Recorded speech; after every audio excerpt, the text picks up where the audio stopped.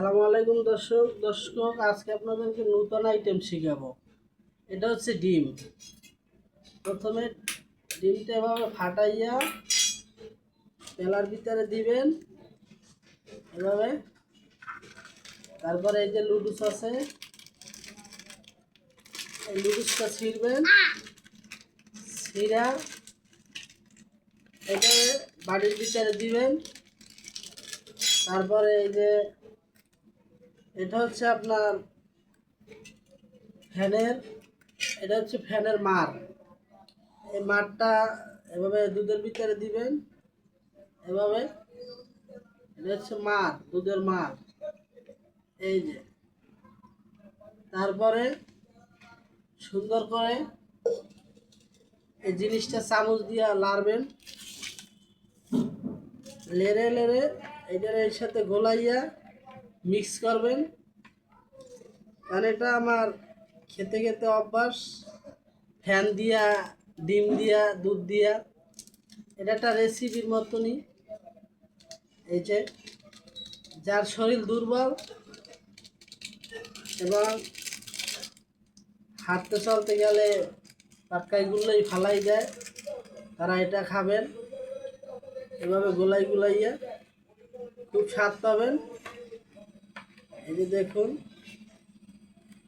আমাদের রেসিপি হয়ে যাচ্ছে। এই যে লুডুস, অনেক স্বাদ। এটা না খাইলে বোঝা যাবে না এটা স্বাদ, কারণ এটার অভ্যাস আমাদের হয়ে গেছে খাইতে খাইতে। এই যে দেখুন অনেক ভালো হয়েছে এবং খেতেও টেস্ট।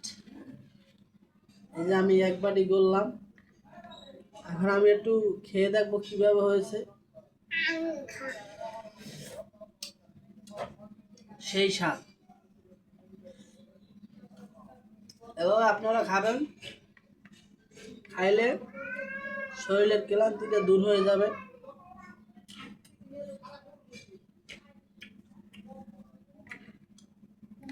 সেই স্বাদ কাঁচা ডিমের সাথে ভাতের মার দিয়া, অনেক টেস্ট।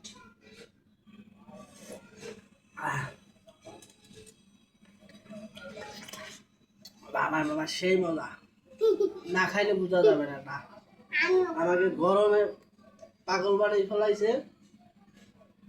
সাথে চাইলে একটু লবণও নিয়ে নিতে পারেন, লবণ নিয়ে নিলে একটু টেস্টটা আরো ভালো হয়।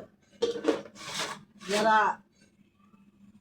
লবণ ছাড়া খেতে ভালোবাসেন তারা একটু লবণ নিয়ে নেবেন, তো খুব স্বাদ।